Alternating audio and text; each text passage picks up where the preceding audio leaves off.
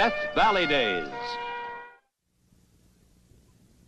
Love drives men to desperate lengths and desperate deeds. In most cases, love of a woman. This story, though, records 19 hectic hours of courtship by a colorful adventurer in behalf of his great love, San Francisco. An adventurer so colorful I couldn't resist playing him. The man, William Chapman Ralston, was head of the city's leading bank. Late in 1869, a national depression threatened the bank and the city he adored. To save them, he improvised a wild, incredible scheme, risking his fortune, his freedom, and his future with a raid on the San Francisco Mint.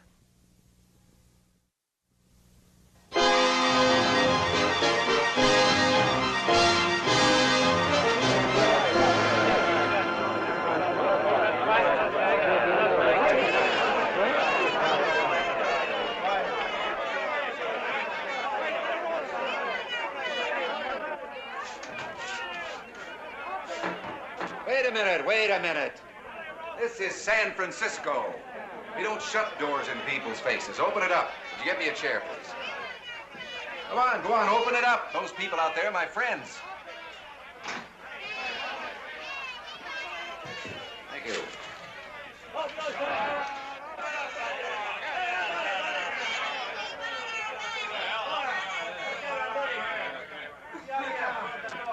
When I heard all the noise out here, I thought maybe somebody changed our sign to read free whiskey. I figured if they had, I wanted to be sure I got my share. Now, to the few of you who don't know who I am, I'm Billy Ralston. I work here. Yeah, where's our money? Hello, George. George, you've got every right to be here. You have money on deposit. So's your store. Billy, I don't care about my money, but the store can't afford to lose anything in this. I care about your money. And yours. And yours. And I got a little secret for you. I care about my own money, too. Yeah, you can get yours. Not now, I can't. Those gates closed because it's closing time. Not because we're out of money. It's 3 o'clock. They'll be open again at 10 o'clock in the morning, and we'll be prepared to pay off each and every depositor in gold coins. You have Billy Ralston's word on that.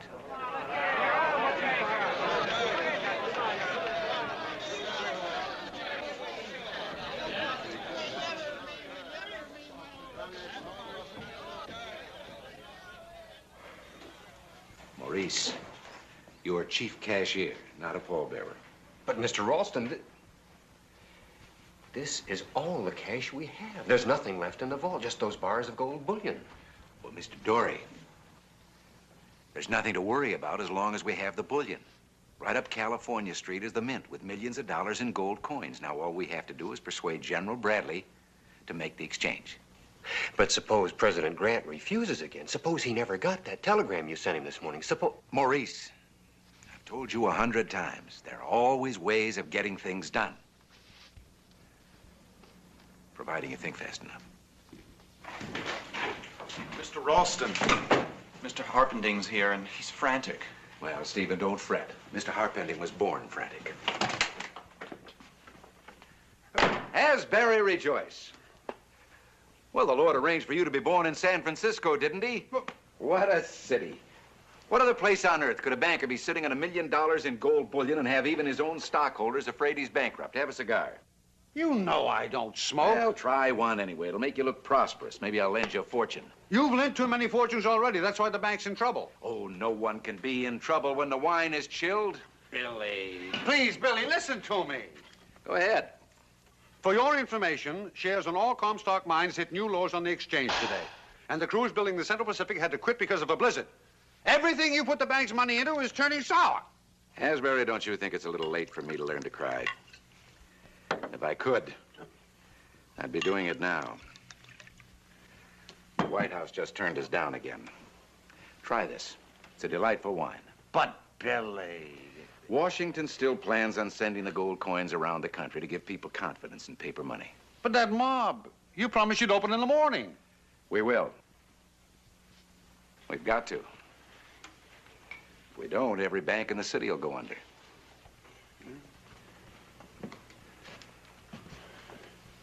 Of course, but... Maybe New York, Philadelphia, Chicago.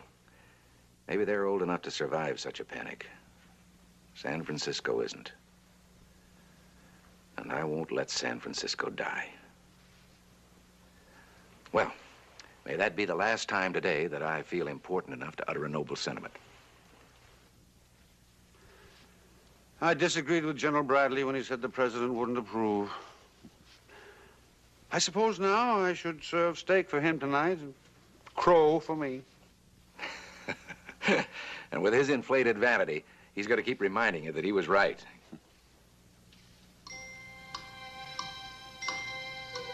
Wait a minute. Those may just be the 2 breaks we need. What may? General Bradley's vanity, and you're having a dinner date with him tonight. Now, if we can get just one more break. You're cooking up one of your crazy schemes, I know. That's the only time you ever get excited. Of course I'm excited. Just one more break. If the president didn't send General Bradley a copy of his wire to me, we've still got a chance. I'm sure you wouldn't care to explain. I can't. I've got to work this out as I go along. But don't you make any plans for tonight. I may need you.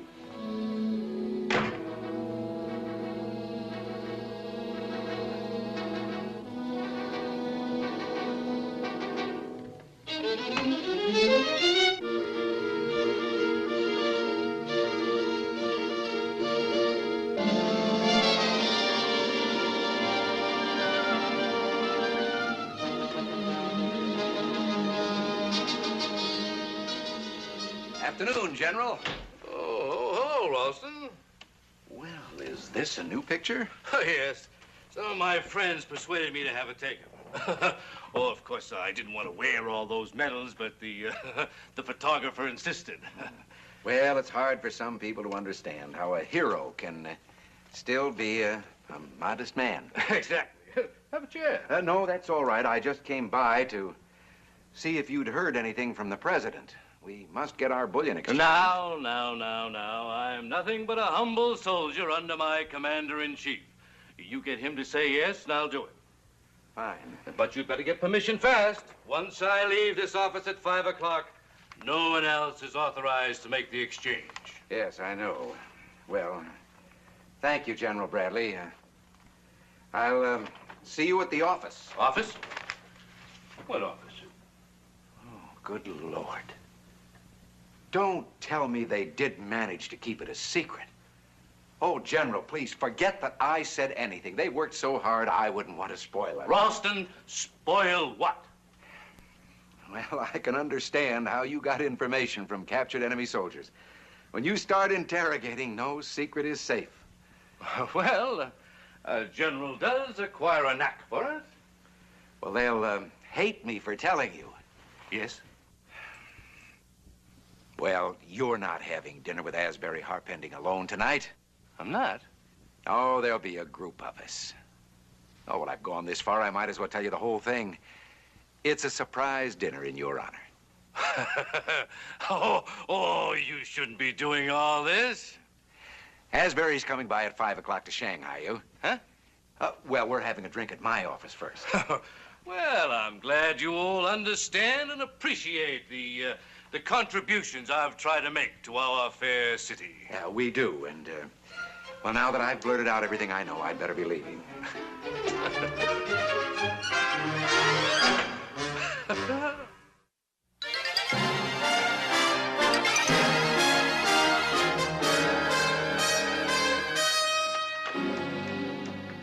Good evening, sir. Stephen, I've never been able to blow a smoke ring. I'll be going to supper now. All right. I think the battlefield's prepared for the general. The telegram from the president. Shall I file it before I go? Oh, no, not yet. I'll take that. I want to show it to the general later on. But, Mr. Ralston, the president refused. I'm counting on the general being so vain he'll overlook that minor detail. The guards and the clerks in the vault weren't too happy about coming back to work after supper, but they will. Fine. And the police? Well, the chief really whistled when he read your note, but he said he'd keep the street closed tonight between here and the Mint. Good. The enemy approaches. See you later.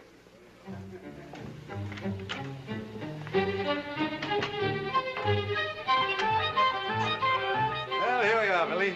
Welcome. I heard you coming, so I started to get ready. Oh, not for me now. I'll go tell the others that the general's here. Hey, you know where they are? Yes, of course. How many are coming? Oh, now, General, don't force me to tell you all our secrets. Oh, thank you. You know, I'd like to exchange that bullion for you, but without President Grant's permission, Please, General, it's after working hours.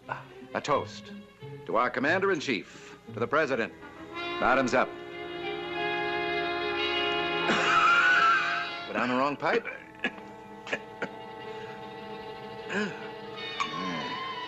Now we'll drink a toast. The Commander-in-Chief under whose service you so ably won those glorious medals. To Abraham Lincoln, bottoms up.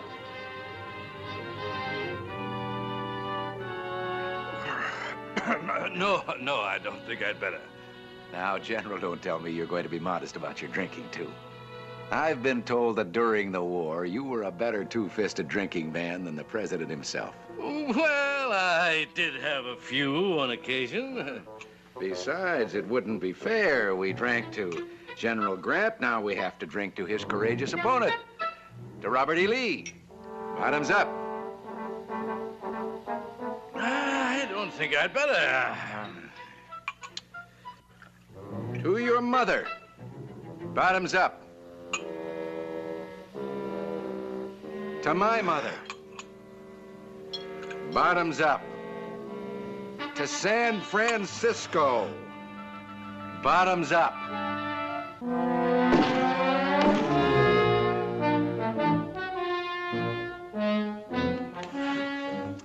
Billy, we'll go to jail for this. For getting a man drunk? If that was a crime in San Francisco, we'd all need bail money. He'll be quiet till midnight. That's all we need. I don't mean to be over-curious, but would you please tell me what you're planning to do now?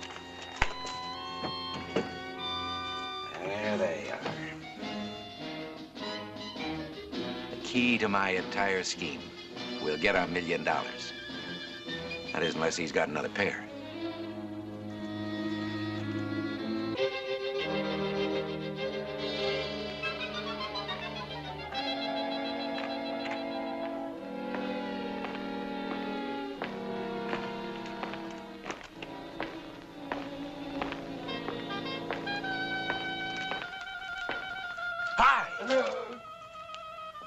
Take all I've got. Spare my life. Oh, Mr. Harpending, it's me, Maurice Dory. Does Ralston insist that everybody at this bank frighten the stockholders? I'm sorry, sir. By any ridiculous coincidence, do you know why we're here? Mr. Ralston said be at the side entrance at midnight in old clothes. Ah! Insane! Absolutely insane! I have half a mind to...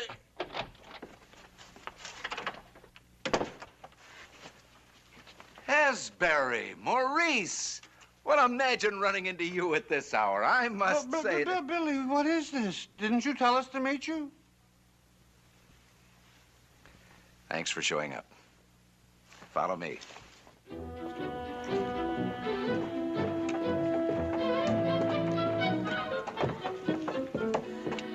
Billy? I'm not walking another step. I don't know why I'm here, where we're going, or what you're up to. Well, there isn't time for all the answers. Are you willing to go on? With you? Sure. Asbury, I've known you for a long time. I asked for your help tonight because I trust you. Thank you. Now, I want you to do the same thing for me. Trust me. Asbury, forget your fears. You're going to have one of the wildest adventures of your life. Good Lord. I must be as mad as he is.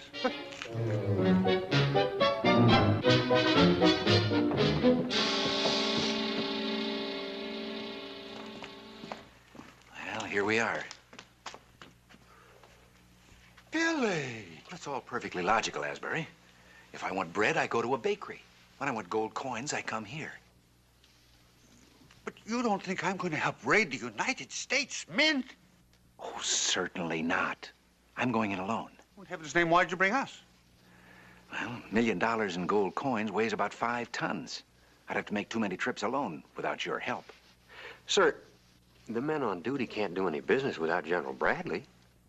Yes, well, I think General Bradley's inside, sleeping like a baby. An alcoholic baby. This is the most brazen robbery I ever heard. Asbury, up till now, I haven't stolen anything except a pair of General Bradley's glasses. I never saw him wear any glasses. No one else did. They're a sign of age, like those gray hairs he keeps covering up with boot polish. Well, I'm sorry, sir, but I just don't understand what General Bradley's glasses have to do with getting coins. Well, I'm gambling everything that he can't even read a telegram without them and is too vain to admit it. We'll know in a few minutes.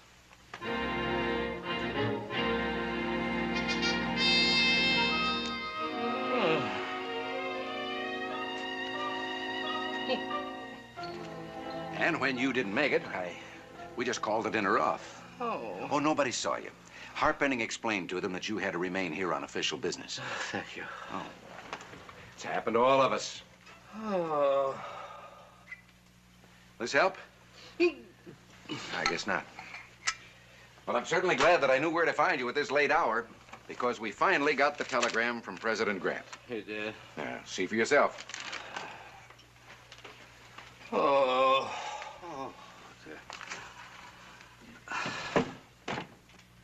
Looking for something? No. Well, you can't get much more official than that. A telegram right from the White House and signed by the president himself. Well, it's good enough for me. Wonderful. Now you just bring your wagon load of bullion around in the morning. In the morning? General, I can't wait. Everybody will see us moving the gold. They'll know that we're short of gold coins, and they won't take paper money. You know that. Yes, but there's only a handful of men on night duty, and I'll haul it myself in small bags, cartons, anything, but I've got to have that $1 million. Please. No tum-tums. I'm sorry. I guess I just get naturally excited watching a hero in action. And by getting those gold coins for me tonight, you'll be the biggest hero you've ever been. General Thomas Bradley, single-handed, saving San Francisco from panic. They'll put your picture in all the school books. To the vaults, march!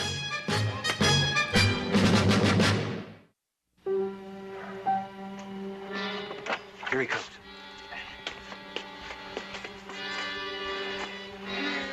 You did it. Do you think I wouldn't? Is that all, sir? It's 150 pounds of gold coins. With each of us carrying 50, it'll only take 65 trips.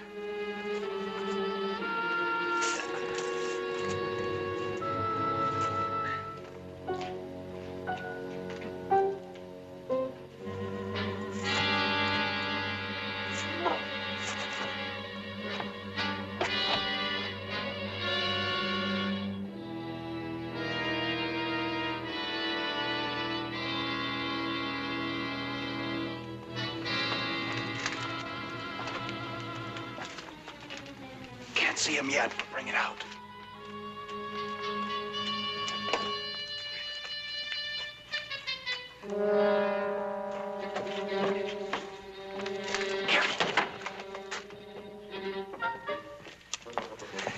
Mr. Ralston, I wrapped the bullion and I got this card for you. Oh, that's wonderful. Thank you, Stephen.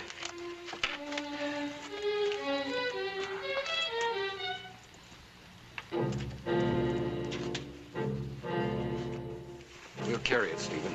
But that doesn't make sense. If I wanted wheels, I'd get a horse and wagon. I know where I can get you one. So do I.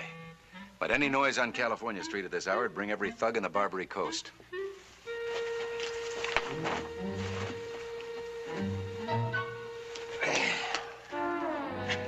Cheer up, Asbury. We only have to move 5 tons.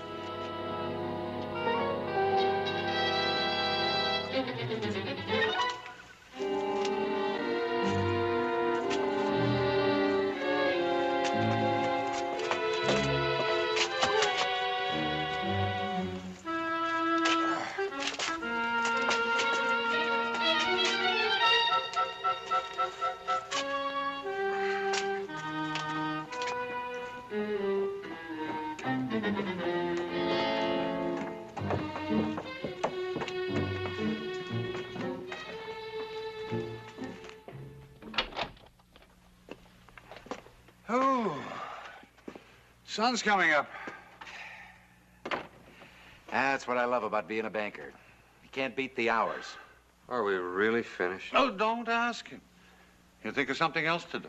Well, as a matter of fact, there is one more thing. Oh, no. Champagne breakfast. For 3.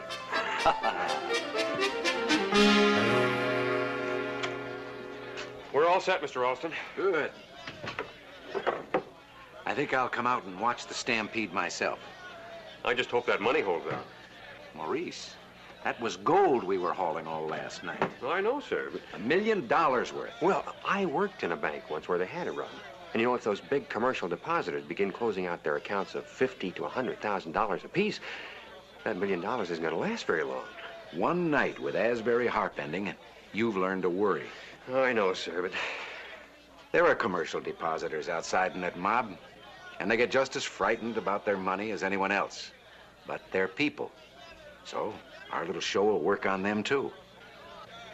I hope.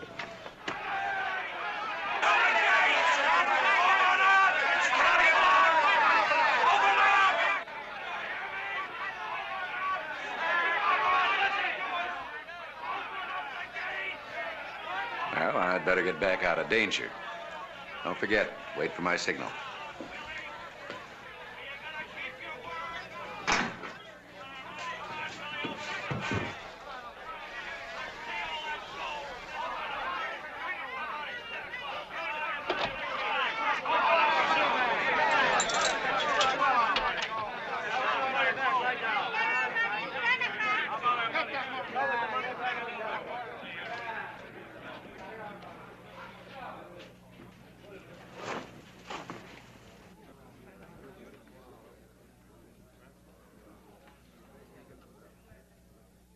Billy, that real money there? Right from the mint. That's good enough for me. Billy Ralston never lies. Come on, let me through. All right, get out of my way. Where's that Ralston? Where is he? Well, morning, General. Now, don't tell me you never lie, because I'm having you arrested for lying. That telegram you showed me in the office said no. Oh, but I never told you it said yes. I told you it came from President Grant, and that was true. Why, you... General, I found these in my pocket this morning. I know you don't need them for reading, but I thought they might have sentimental.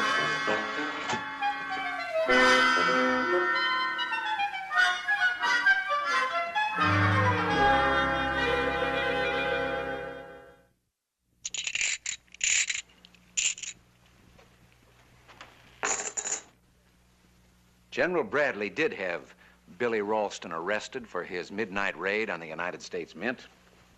However, President Grant realized that his brilliantly improvised scheme had saved the city from economic disaster. So the White House withdrew all charges. Freed once again, Billy resumed making important contributions to San Francisco. Among other things, he built the internationally famous Palace Hotel, which still stands as a monument to the memory of William Chapman Ralston. Next week, another true story on Death Valley Days.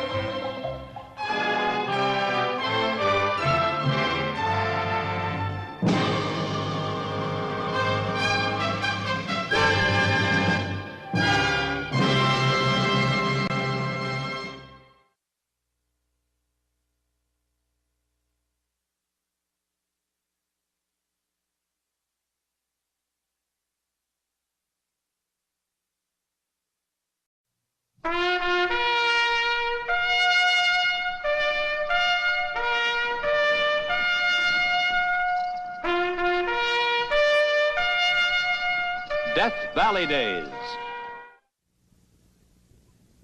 Love drives men to desperate lengths and desperate deeds.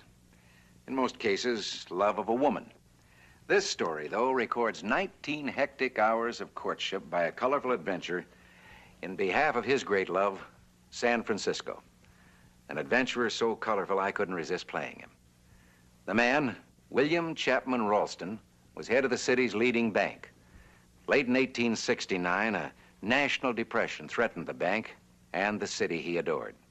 To save them, he improvised a wild, incredible scheme, risking his fortune, his freedom, and his future with a raid on the San Francisco Mint.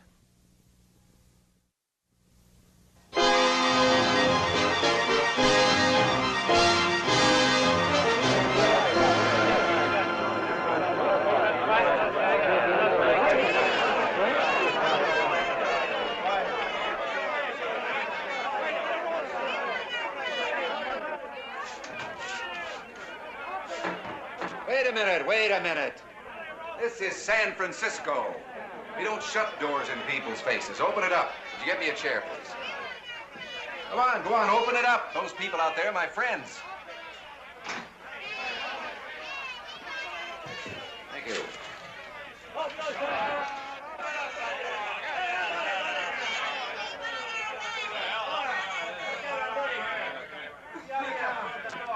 When I heard all the noise out here, I thought maybe somebody changed our sign to read free whiskey. I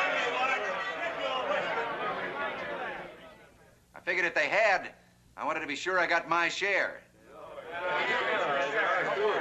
Now, to the few of you who don't know who I am, I'm Billy Ralston. I work here. Yeah, where's our money? Hello, George. George, you've got every right to be here. You have money on deposit. So's your store. Billy, I don't care about my money. But the store can't afford to lose anything in this. I care about you.